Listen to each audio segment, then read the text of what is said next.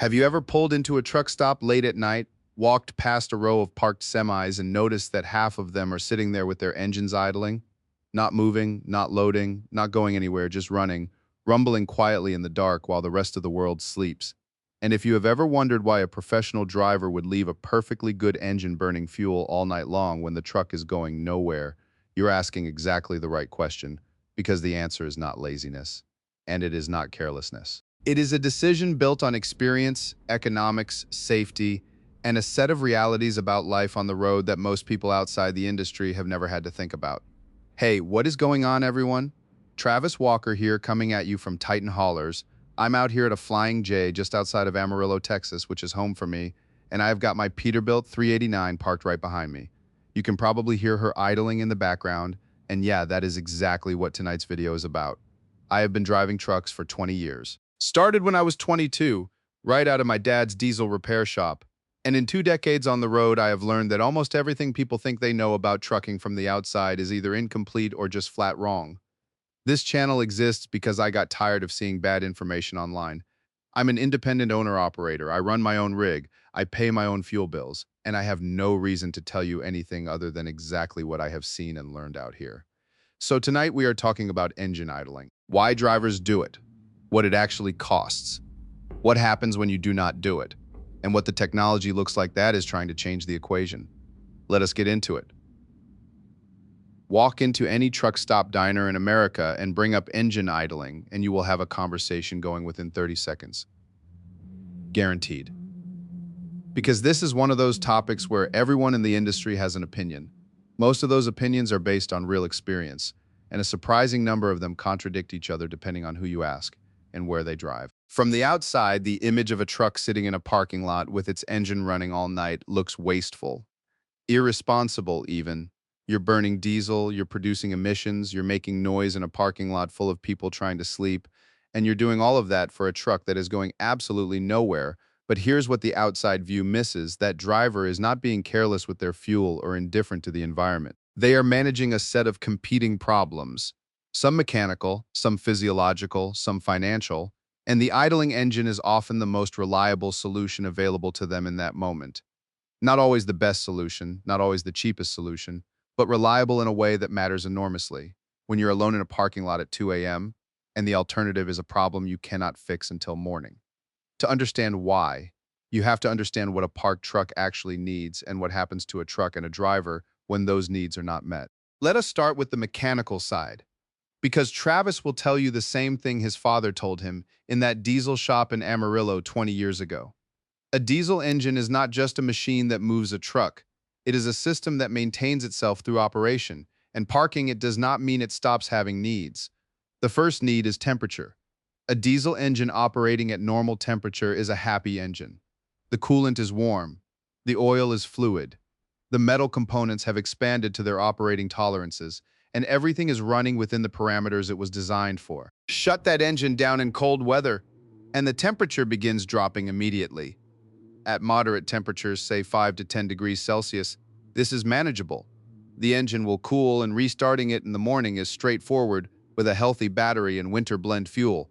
But as temperatures drop further, the situation changes at -10, -15, -20. The oil thickens, the coolant approaches the limits of its freeze protection, battery capacity drops, and the fuel begins fighting the cold in ways that compound quickly. At -30. As we have talked about in previous videos on this channel, a stopped engine in an unprepared truck can become a truck that simply will not restart until conditions improve. And on a winter route through Wyoming or Nebraska in January, waiting for conditions to improve is not always an option. The second need is battery maintenance. A truck's electrical systems do not stop consuming power when the engine stops. The ECU, the alarm system, the refrigerated trailer's monitoring systems, the driver's phone charging, the bunk heater's control electronics, all of these draw from the batteries throughout the night. A running engine keeps the alternator spinning, which keeps the batteries topped up.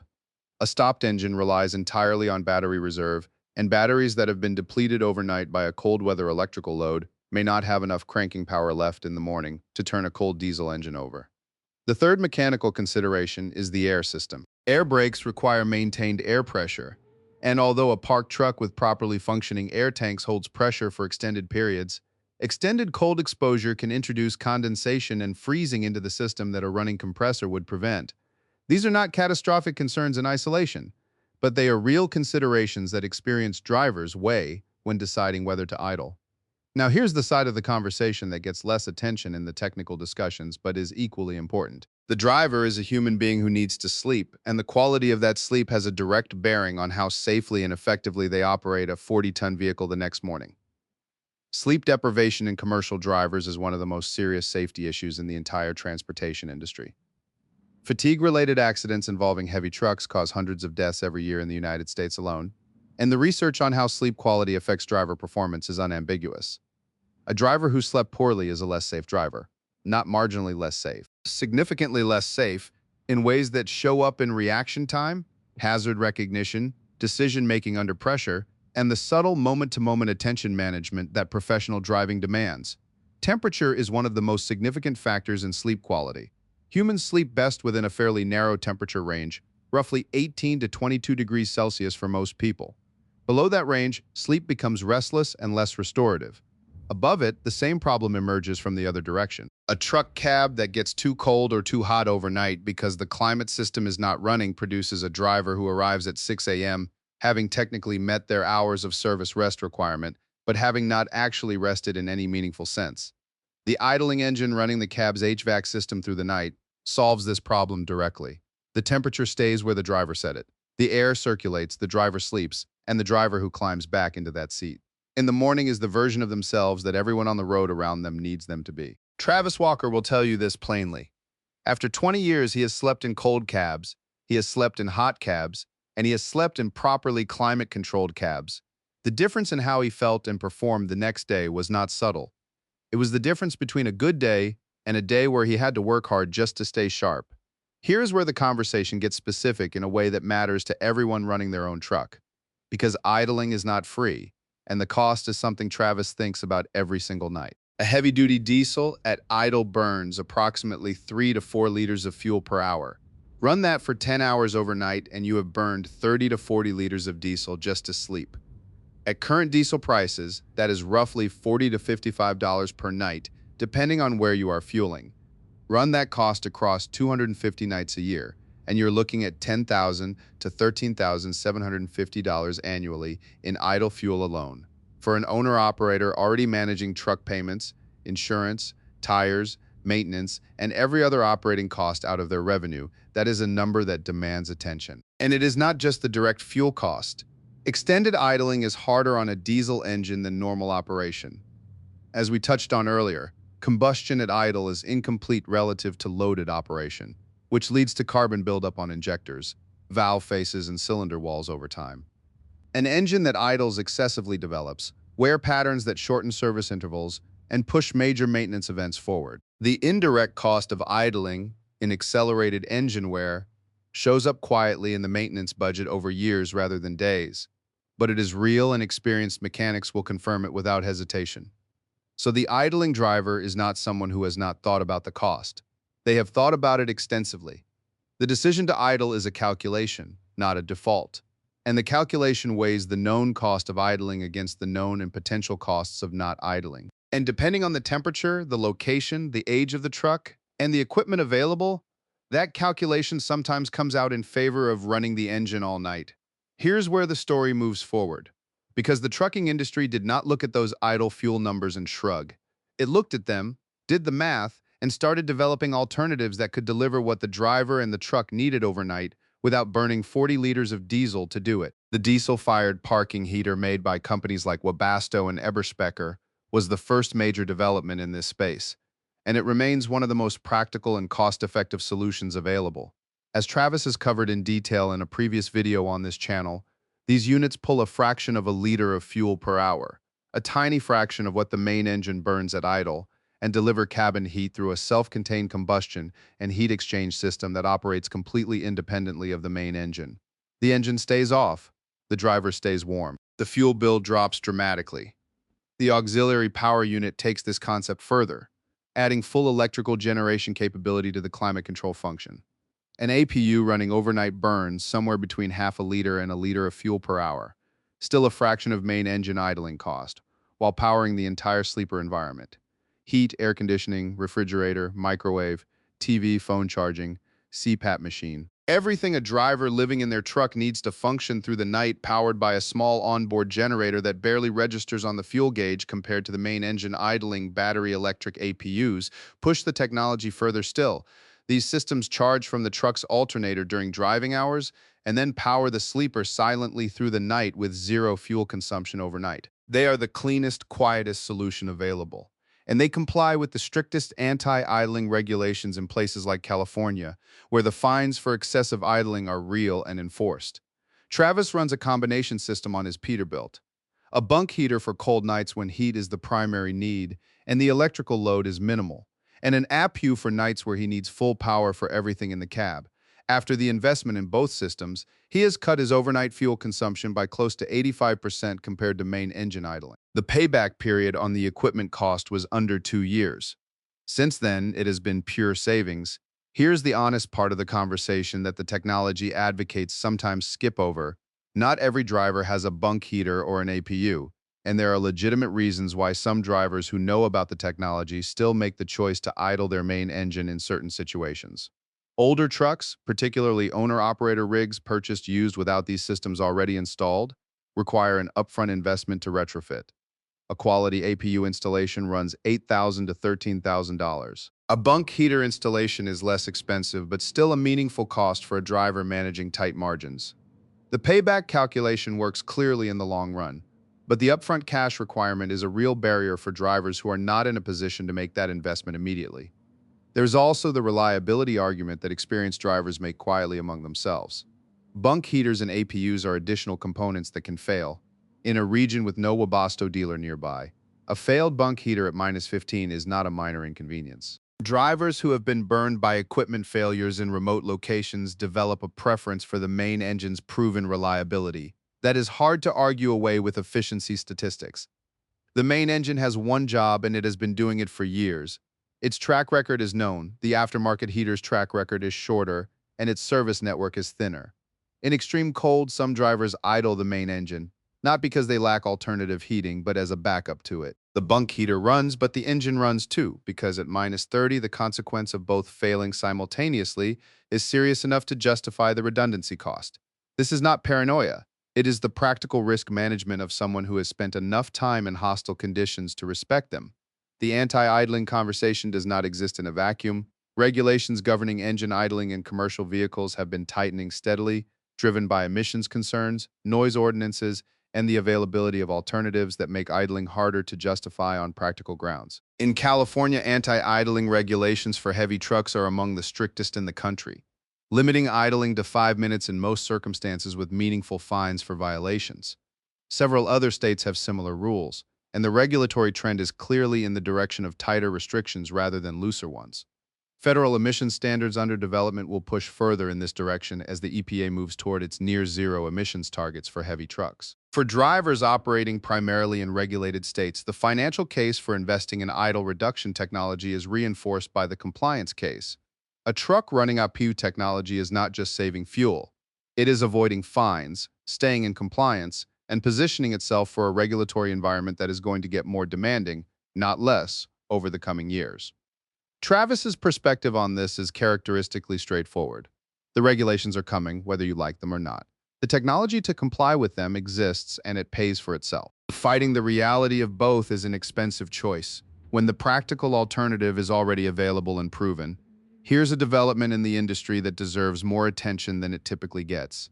Truck stop electrification, sometimes called shore power, or true compatible electrical hookups, is a growing infrastructure investment that gives parked trucks access to grid electricity for heating, cooling, and powering cab equipment, without running any onboard combustion system at all. Chains like Pilot Flying J and Love's Travel Stops have been expanding their electrified parking facilities, providing parking spaces equipped with electrical hookups that a driver can connect to for a flat overnight fee, typically around $2 to $3 per hour, and power their entire cab environment from the grid rather than from any onboard fuel burning system. No idling. no APU fuel consumption, no emissions from the truck at all while parked. The economics work clearly in favor of shore power when it is available. $3 per hour for 10 hours is $30 overnight, compared to $40 to $55 for main engine idling. Cleaner, quieter, and cheaper, provided the truck has the hookup capability and the parking spaces available. The limitation is availability. Shore power spaces remain a small fraction of total truck parking capacity at most facilities, and on busy nights the available spaces fill quickly.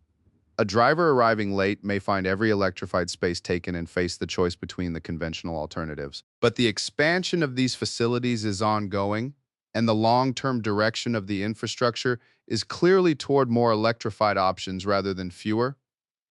Here's a dimension of the overnight idling conversation that has been gaining serious attention in recent years, and that goes beyond the fuel economics and the mechanical considerations into something more fundamental. The science of what actually happens to a commercial driver's body and brain during a substandard night of sleep, and what that means for everyone sharing the road with them the next morning. The Federal Motor Carrier Safety Administration has funded research into driver fatigue for years, and the findings are consistently sobering. A driver operating on 6 hours of fragmented, poor-quality sleep performs miserably worse than a driver who slept 7 to 8 hours in a properly climate-controlled environment. Reaction time slow, hazard recognition degrades, the ability to sustain attention over long periods, which is the core cognitive demand of highway driving, drops in ways that do not feel dramatic from the inside, but show up clearly in performance data. What makes this particularly relevant to the idling conversation is that temperature disruption is one of the most reliably documented causes of poor sleep quality in truck drivers. Specifically, a cab that gets too cold in the early morning hours, when outside temperatures drop to their overnight minimum and a shutdown engine can no longer maintain warmth, produces exactly the kind of fragmented, restless sleep that the research flags as dangerous. The driver wakes up, adjusts their blankets, checks the temperature, maybe runs the engine briefly to warm the cab, falls back into a lighter sleep than before. Across a full rest period, that pattern adds up to something that looks like 10 hours in the bunk, but functions like considerably less. Travis has talked about this with other long-haul drivers over the years, and the pattern is consistent. The nights when the cab temperature held steady through the night are the nights that feel genuinely restorative. The nights when something disrupted the thermal environment are the nights that leave a driver feeling like they did not quite get there, even if the clock says they met their requirement. This is why the conversation about idling and idle reduction technology is not just an environmental or economic conversation. It is a safety conversation. Keeping a driver properly rested is not a comfort issue. It is a performance issue with direct consequences for road safety, and the equipment choices made at the truck stop overnight are part of what determines whether that driver is fully functional the next morning or running slightly below the level the job demands.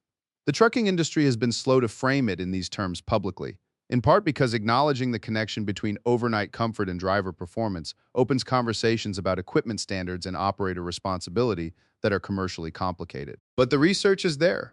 The logic is straightforward, and the drivers who have made the investment in proper idle reduction equipment consistently report that the improvement in sleep quality was one of the benefits they did not fully anticipate, but valued most once they experienced it. There is also the mental health dimension that rarely gets discussed in the technical forums, but comes up consistently in conversations with long-haul drivers. Life on the road is isolating. The cab is the one constant in an existence defined by constant movement and constant change. A cab that is comfortable, climate-controlled, and genuinely restful is a better environment for the mental well-being of the person living in it than one that is too cold, too hot, too noisy from a running engine, or too uncertain in its ability to maintain the conditions the driver needs. Small things compound over weeks and months on the road, and the quality of the overnight environment is one of those small things that lands harder than it initially appears. So why do semi-trucks park with their engines running at night? The honest answer is that the idling engine is a solution to a set of real problems, a solution with real costs, that the industry is actively working to replace with better alternatives. As the technology matures and the infrastructure expands, the driver idling their engine in that truck stop tonight is not ignoring the cost. They are managing a calculation that weighs fuel expense against temperature risk, sleep quality, mechanical protection, and equipment reliability in the specific conditions of that specific night. Sometimes the calculation comes out in favor of running the engine. Sometimes it comes out in favor of the bunk heater or the APU or the shore power hookup. And increasingly, as the alternatives improve and the regulations tighten, it is coming out in favor of the alternatives more often. The direction is clear. The idling truck is not disappearing overnight because the transition takes time, investment, and infrastructure that is still being built. But the percentage of overnight stops powered by a running main engine is dropping year by year, driven by economics, regulation, and the simple practical reality that better solutions exist and more drivers are choosing them. Travis Walker will tell you the same thing he would tell you about any aspect of this industry. Use the best tool available for the job in front of you. When the engine idle was the best tool, drivers used it. When the APU and the bunk heater became better tools, the smart operators switched. And when shore power becomes ubiquitous enough to be genuinely reliable, the smart operators will switch again. That is not indecision. That is exactly how professionals are supposed to think. What do you run overnight in your truck? Main engine idle, APU bunk heater, or shore power? Drop it in the comments below. We genuinely want to know. Thanks for watching Titan Haulers, and remember to subscribe for much more.